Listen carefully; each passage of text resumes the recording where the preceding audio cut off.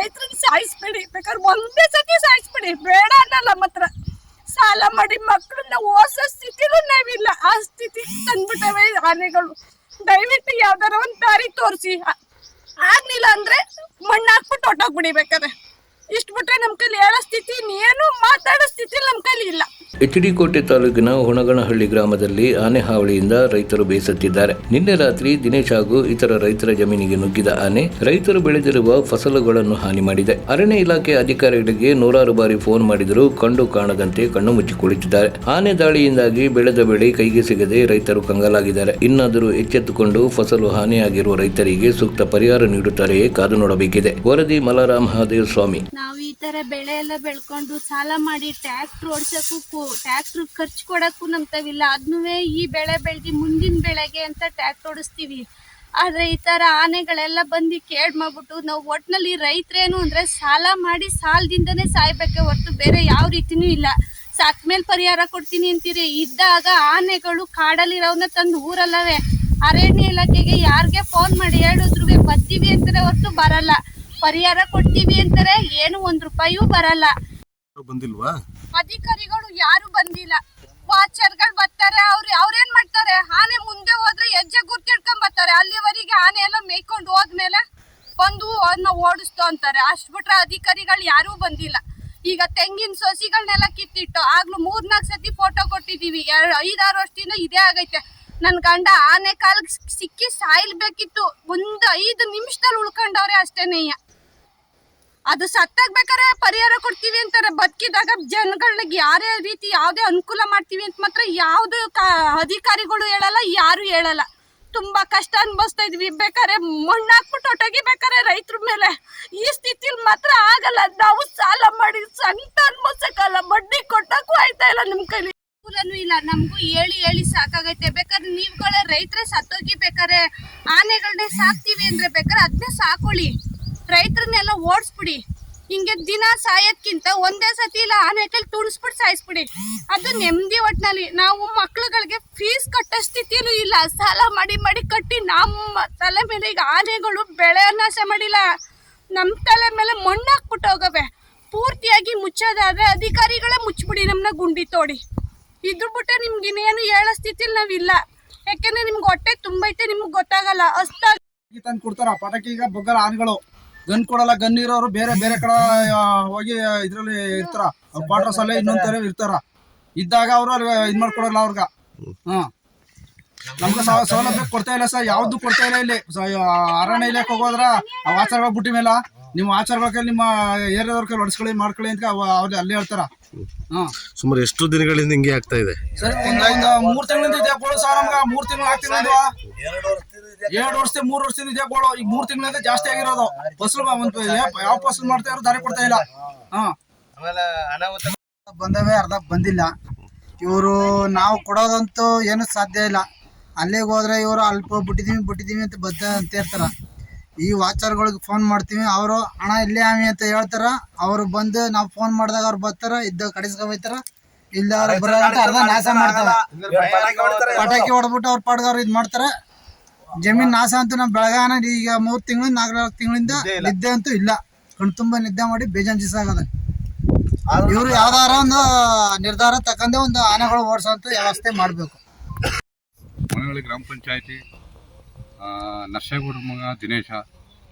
ನಾನು ಬೆಳೆದಂಥ ಫಸಲು ಜೋಳ ಮತ್ತು ರಾಗಿ, ಭತ್ತ ಇಷ್ಟನ್ನೂ ನಾಶ ಮಾಡ್ತಾವ ಆನೆಗಳು. ಆನೆಗಳ ದಾಳಿಯಿಂದ ನಾನು ಯಾವ ಫಸಲು ಬೆಳೆಯೋಕ್ಕಾಯ್ತಾ ಇಲ್ಲ. ಸಾಲಿನಿಂದ ಜೀವಕ್ಕೂ ಆಯ್ತಾ ಇಲ್ಲ. ಈ ಸಾಲಿನಿಂದ ನಾನು ಸಾಯ್ತೇವೆ. ಹೀಗಾಗಿ ಸಾಕು ಆಯ್ತಲ್ಲ. ಇದರಿಂದ ನೀವು ಏನು ಪರಿಹಾರ ಕೊಡಬೇಕು ನೀವೇ ತೀರ್ಮಾನ ಮಾಡಿ. ನಾವು ಏನು ಯಾರು ಅಧಿಕಾರಿ ಫೋನ್ ಮಾಡ್ತಾರೆ ಫೋನ್ ಎತ್ತಾರ, ನಾವು ಅಲ್ಲಿವೇ ಇಲ್ಲಿವೇ ನಾವು ಬರೋಕ್ಕಾಗಲ್ಲ. ಏನಾದ್ರು ಒಂದೊಂದು ಸುಳ್ಳು ಮಾಹಿತಿ ಹೇಳ್ತಾ ಇರ್ತಾರೆ. ನಾವು ಯಾವ ಥರ ನೀವು ಹಿಂಗಾಗಿ ಈ ಥರ ಬೆಳೆ ನಾಶ ಎಲ್ಲ ಮಾಡಿ ನಮ್ಮನ್ನ ಈ ಪರಿಸ್ಥಿತಿ ತಂದು ನಿಲ್ಲಿಸ್ತಾವ. ಎಲ್ಲ ಕ್ರಮದ ಕೈ ಇದು ಮಾಡ್ಕೊಂಡು ನಮ್ಗೆ ವ್ಯವಸ್ಥೆ ಮಾಡಿಕೊಡಿ. ನೀವೆಲ್ಲ ಆನೆ ಓಡ್ಸಕ್ ಬಂದಿದವ್ರಾ? ಹೌದು ಸರ್, ರಾತ್ರಿ ಆನೆ ಓಡ್ಸಕ್ ಬಂದಿರೋರು. ಇನ್ನು ಅರಣ್ಯ ಇಲಾಖೆಯವ್ರು ಬಂದು ಓಡಿಸೋದಿಲ್ವಾ?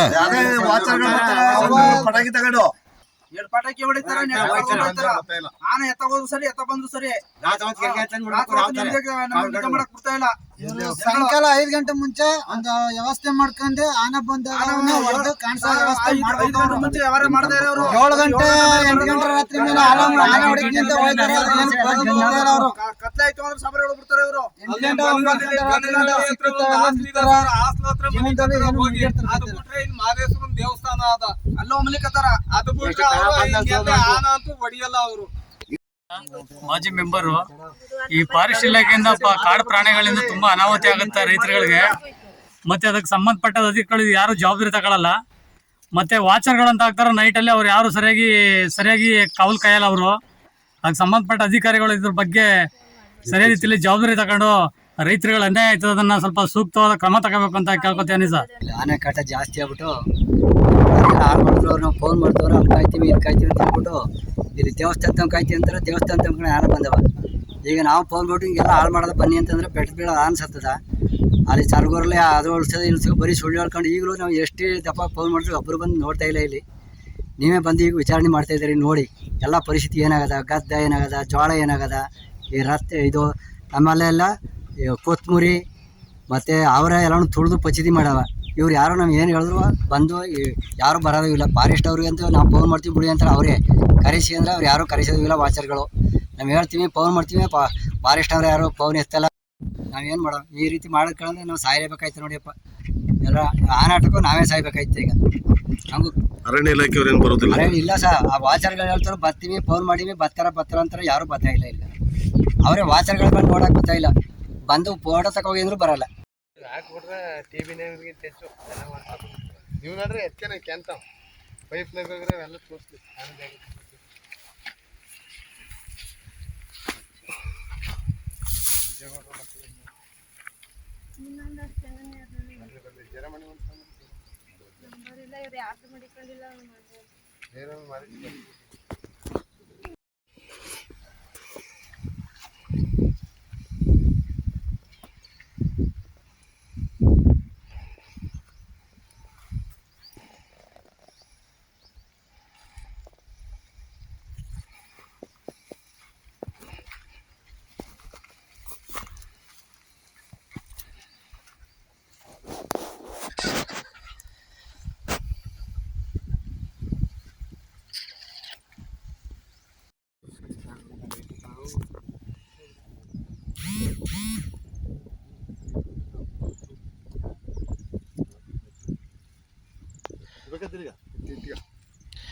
ಇದನ್ನೆಲ್ಲ ಮೋಟ್ ಗಿಡ್ರನ್ನೆಲ್ಲ ಹೊಡೆದಾಕ್ಬಿಟ್ಟದ.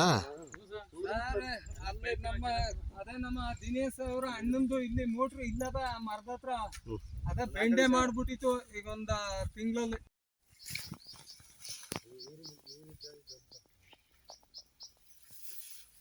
ಯಾವ ರೀತಿ ಮಾಡ್ಬೇಕು ರಂಗ, ಬರೀ ಟ್ಯಾಕ್ಸ್ ಹೊಡೆದಿರೋ ದುಡ್ಡು ಕೊಡಕ್ಕಾಗಿಲ್ಲ ಇನ್ನುವೇ ನಾವು.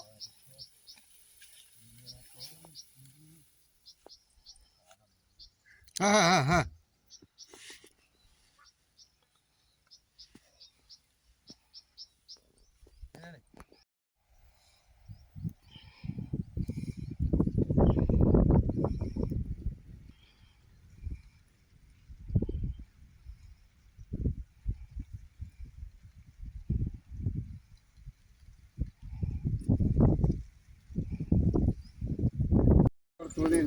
ಎಲ್ಲ ತುಳಿದು ಇದು ಮಾಡಿ ಕಿತ್ತಕ್ಕೆ ಬಿಟ್ಟವ. ಹಾಳು ಮಾಡಿ ಹಿಂಸಸಿ ಎಲ್ಲಾನು ಕಿತ್ತಕ್ಕೆ ಜೋಳ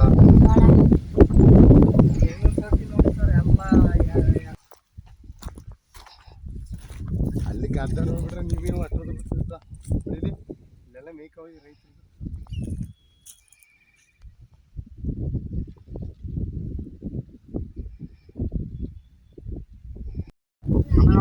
ಬರ್ತಾ ಇಲ್ಲ, ಜವಾಬ್ದಾರಿ ತಗೋತಾ ಇಲ್ಲ ಅಂತ ಮಾತಾಡಿ.